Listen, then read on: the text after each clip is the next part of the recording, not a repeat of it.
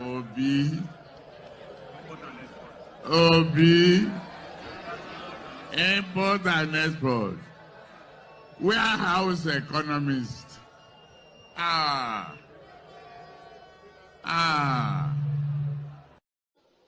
think na statistic we go chop. We have cleared deliberately over 1 million hectares of land.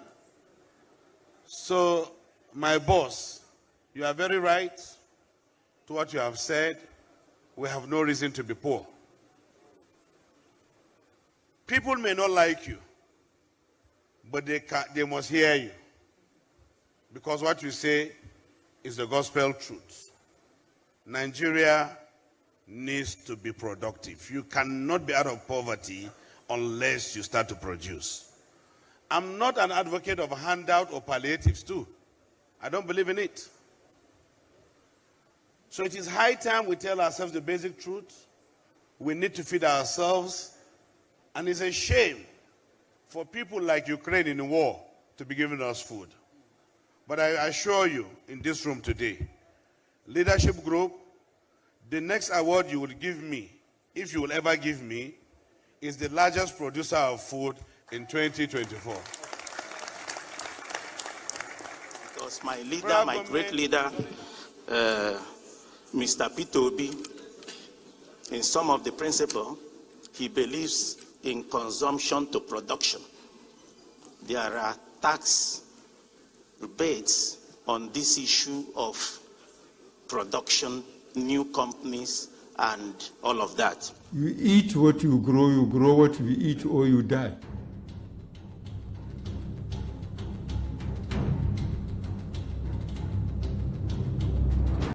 From consumption to production. From a consuming country to a producing country. Let's talk about it. Thank you for joining me once again. And I want to address this very topic so that all of us, everybody, can be entertained. We seem to have misunderstanding about what it means to move Nigeria from a consuming economy to a producing economy. So let's talk about the misunderstanding. Especially for those who are still seated at the back over there. A consuming nation is a country, a nation that always consumes. It's fine.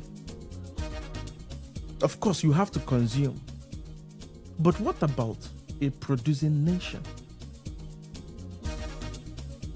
What happens when all you do is consume, but you don't make? I guess you must have heard this over and over by Governor Peter Obi. It's one of the greatest economic models I've heard in the last 2 decades. Because no, it seemed at a point, it was as if nobody cares. Nobody was talking about what can we do for Nigeria manufacturing base. Everybody was okay with consuming, and we've gotten so sick doing that because you don't know what you are consuming. Everything that is imported for us that we eat, you don't know where it's coming from. You don't know where they made it. And it's a problem. It's a national security problem. But I guarantee you that Peter Obi was speaking for a nation and a people who's supposed to have attained the greatest heights compared to other nations around the world. We're supposed to be flying so high, but we have retired to just calling at any given time. I am deeply offended by it, and you should be as well. And recently, very often, I hear the same phrase now in the mouth of people. Consumption to production, even those who you expect should know better. Maybe they know and they pretend they don't know. Or they don't know and they don't want to learn. These people don't like our country. They don't like Nigeria. And every day they kick against it. Tell me how someone will feel bad if they are told we must move our country from a consuming country to a production country. Look at the United States, for instance. During the last election, President Trump voiced it over and over. America will start making stuff. America will start being a manufacturing country again. We have been taken for granted by other countries around the world. We have become a dumping ground. Our economy is no longer making stuff. We have shipped all our manufacturing to China and other Southeast Asian countries. You heard that during the last campaign, and that is why he won. Because even the United States of America, one of the largest, biggest economies in the world, for them to acknowledge that they need to move from a consuming country to a producing country. What about you?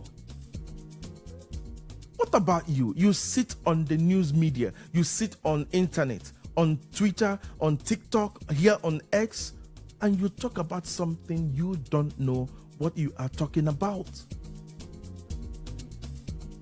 P2B is talking about an economic model that will unchain Nigeria's wealth and ingenuity. Instead of all of us to come out and support it, you are here on X, whining your mouth, saying things you don't know, half-truths you refuse to learn. Even those that studied overseas, you expect that they will know better. They are making statements authoritatively, like as if they know what they are talking about. Of course, consumption helps to build a country, but you are not producing anything. This is not textbook economics. This is not Phillips curve. It's not GDP deflators or Keynesian demand. This is about survival. It's about the sovereignty of your country, of Nigeria. And yes, it's also about our national sanity. Because if we are producing stuff, if we are a manufacturing country, there will be countless jobs. Our young people will not be jobless. You wouldn't see the frustration you are seeing today if we are a producing country. Because if your nation doesn't produce what you consume, you are not participating in the global economy. You are funding someone else's empire. You are not an equal in the global marketplace. You are a customer, a dependent. So when you hear let's move from consumption to production, we are not just making economic statements or laying down economic principle. We are summoning a national resurrection. If the President of the United States can summon such a national resurrection, that America cannot continue like this anymore, that America is no longer competitive, we have shipped all our jobs overseas, and you are in Nigeria, you don't even know that you've been conquered, that you've been taken over. So you should be a part of this movement, irrespective of your political party affiliation or the presidential candidate that you're supporting. I don't care. Because there is no dignity in forever importing what your hands cannot make. There is no freedom in eating what your land cannot grow. There is no pride in wearing what your looms did not weave. And there is no sovereignty in the budget financed by the World Bank and Diaspora PT and Chinese loans. It's a shame. At this point, we are borrowing ourselves into oblivion. Every day you look in the news, your president is borrowing. If there is money to be borrowed from the land of the dead, this administration will go and borrow it. If there are monies in the mortuary, our president will go and borrow from the dead. They are not thinking, they don't know how to make stuff. Do you know how much we will earn as a country from just textile alone? Textile. Do you know how much we will make as a country by just shipping technology alone? By being a base where foreign direct investments can come in and build their factory. Whether it's computer chips, AI models, batteries, anything. Do you know the billions we are going to earn in foreign reserve by doing that? Do you know that our total dependency on oil has destroyed our collective psyche as a country? Do you know that? And let me tell you what happens in the real economy. Not the kind of economy that is printed in our macroeconomics manuals, but the kind of economy soaked in the sweat of labor and the risk of capital. Let me tell you. The question isn't just for whom to produce. The real question is, are you producing anything at all? What are you making? As the greatest country in Africa, our manufacturing capacity and turnover is very poor. We import more than $10 billion in refined petroleum products annually. This is despite being the 6th largest producer of crude oil in the world. We import over 90% of our pharmaceuticals, 70% of our food processing inputs, and nearly every textile worn in Nigeria, including those worn by this keyboard arsonist. They are all weaved in either India, Pakistan, maybe Bangladesh, Milan, China, Vietnam, or even in Cambodia. So tell me, what exactly do we make? Are your leaders concerned about the question? What do we make? What do we manufacture in the markets of our nature? In Aba, in the corridors of Alaba International, in Kano, in Kaduna State, in Borno, in Jos. Nigerians are just hustling, importing and selling, trapped in the same vicious cycle: import, consume, repeat. We are not consuming what we make, we are consuming what others made for us, while we consume the profits of what we sell in the country.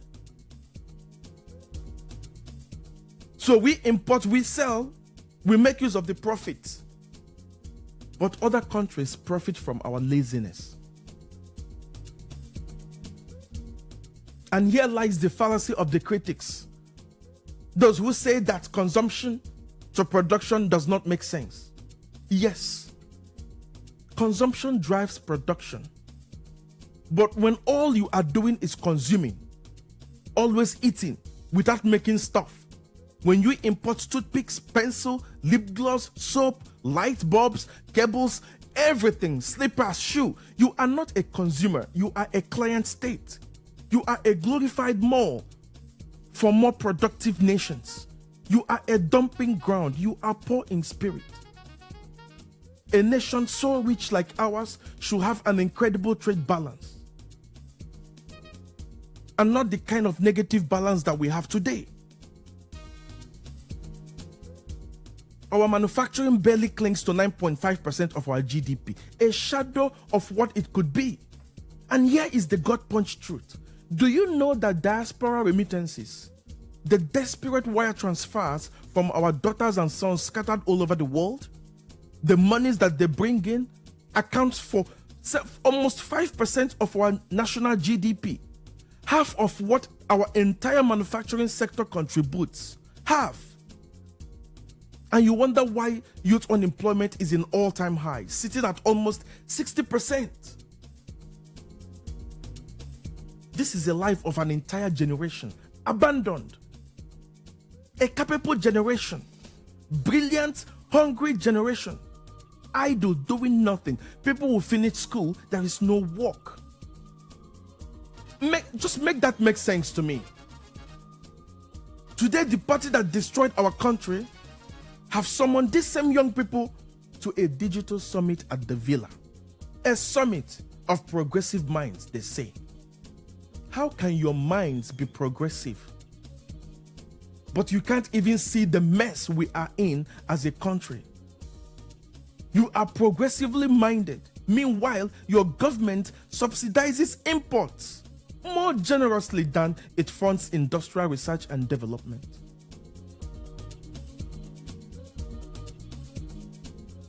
How can you be progressively minded when your government cannot put the required resources into creative innovation, investment in energy infrastructure that will help industrialize this country?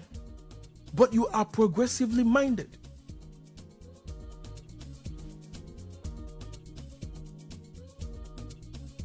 Any human being that tells you that it's going to turn a country from consumption to production as a way of saying it's going to make the country prosperous either doesn't know what he's saying or he's just trying to fool you. So consumption dependent, that is the idea.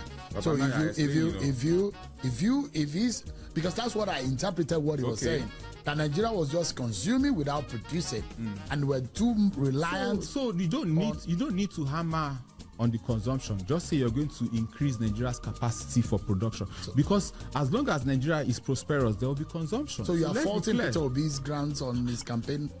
I'm just giving you logic. Because, my brother, I'm just, you know the beauty of this conversation. Yeah. The only time we had a personal conversation was at the beginning, where you were talking about my friends or old friends, I don't know, right? This one is not personal. This is science. There is no rich country in the world where there is no heavy consumption. So don't tell me you are turning a country from consumption to production. If you want Nigeria to be prosperous, then you have to expect that there will be a lot of... In fact, if there's no consumption, there will be poverty. My brother, if there's no consumption, there will be poverty. You know why? Prosperity is built on the back of consumption. If I buy this watch, many families are going to go home happy. The people that sold this are going to help their family. If I live here and I go to a restaurant, the profit is going to affect families. The reason why when that restaurant existing means that people are coming to buy food and people are going to have jobs. So consumption, my brother, but the rationality, you've got to listen. No, hold on. The rationality is that we consume more than we produce. Consumption is a productive activity. So you've got to understand that. Let's be clear. That is his own position. I'm taking this first principle. And once you understand the first principles, you don't get bamboozled by people that don't even know what they're saying. Consumption is a productive activity. If there is no consumption, you're finished as a country. If people are not buying, you are finished. Consumption is not a negative thing. It's a productive activity. In fact, the more people are buying, the more your economy is booming.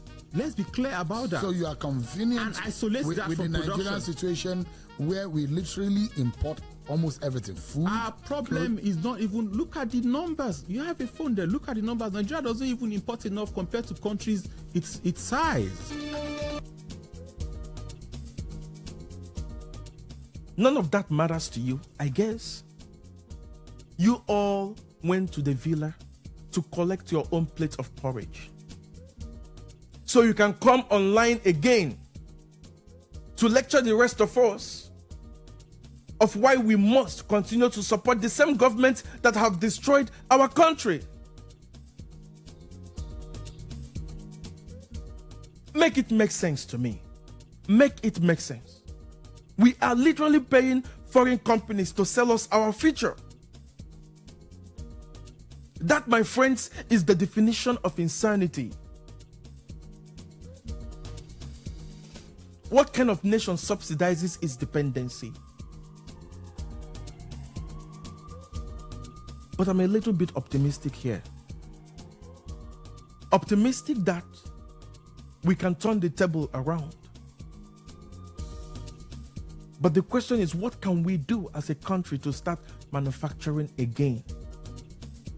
Think about it for a minute. What if Aba becomes a textile capital of West Africa? Not just a glorified workshop for second-hand tailoring, but a thriving metropolis of style, stitching, and scale. What if Kaduna processed cocoa beans like Belgium? Not to export the raw materials, like beggars bringing gift to their colonizers, but to process it right here in the country. What if Enugu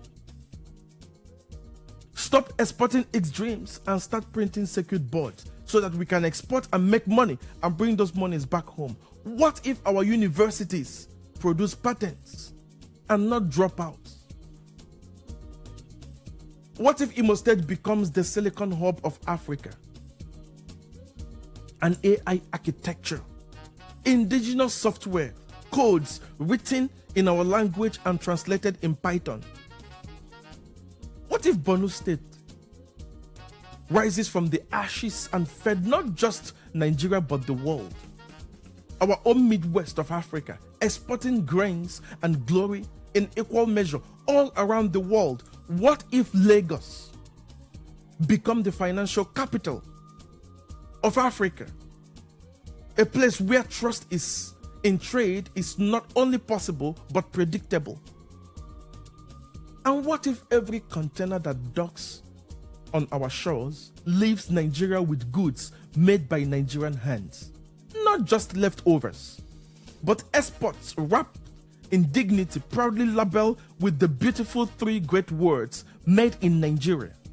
That, my friend, is what it means to move a country from consumption to production. And we will get massively richer than what we have going on for us today. So it is not a slang, it is sovereignty. To move our economy from a consuming economy to a production economy is not a hashtag, it's a blueprint for our national and collective survival. If you don't make what you eat, if you don't weave what you wear, if you don't build what you sleep in, if you don't heal your own science, if you don't make anything, then you are not a sovereign state. You are just a global warehouse of imported goods. So to those who mock the phrase, to the so-called online economists who say consumption to production are twins, tell them, yes, they are twins.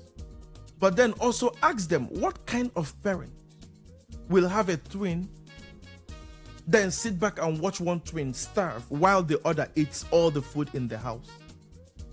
Nigeria, we must start producing. We should start, must, is a must. We must start making stuff, or there will be no country left. The soul of this nation will not be measured by the luxuries we import, but by the things that we create, the things that we contribute, our productiveness. That will be the true parameters. So from consumption to production is golden. It's not just a talking point. We need it as a country. Say it over and over again. And while you are at it, remember that a new Nigeria is possible. This is the Naija War Room. As you can see, the silence is over. We have to get it right this time, whether they like it or not. It is not just for the politics. It's for your children. It's for my children. If Nigeria is working, everybody will be happy. And it doesn't take a lot to make Nigerians happy. Basic things. Basic things. That's all they're asking for. And I know we can do it. If the president we have in Asarok has the capacity, the intellectual capacity with his team to make this possible, what are you waiting for? Why not industrialize the country? Let's build industrial zones, manufacturing hubs all over the place. But before we do that, we must get our energy in order. If you don't have energy, if we are not energy independent, we cannot power our industrialization. And if we cannot power industrialization, we cannot be a producing nation. And if we cannot be a producing nation, we can only be a consuming nation. And if we are a consuming nation, we are not just a nation existing, we are a client state. And if we are a client state, what it means is that we will constantly, almost every single time, respond to global shocks because we don't have a shock absorber. And it is wrong. It's a matter of national security. We must industrialize Nigeria. We must move this country from a consuming nation to a producing nation. I hope I'm clear. Thank you.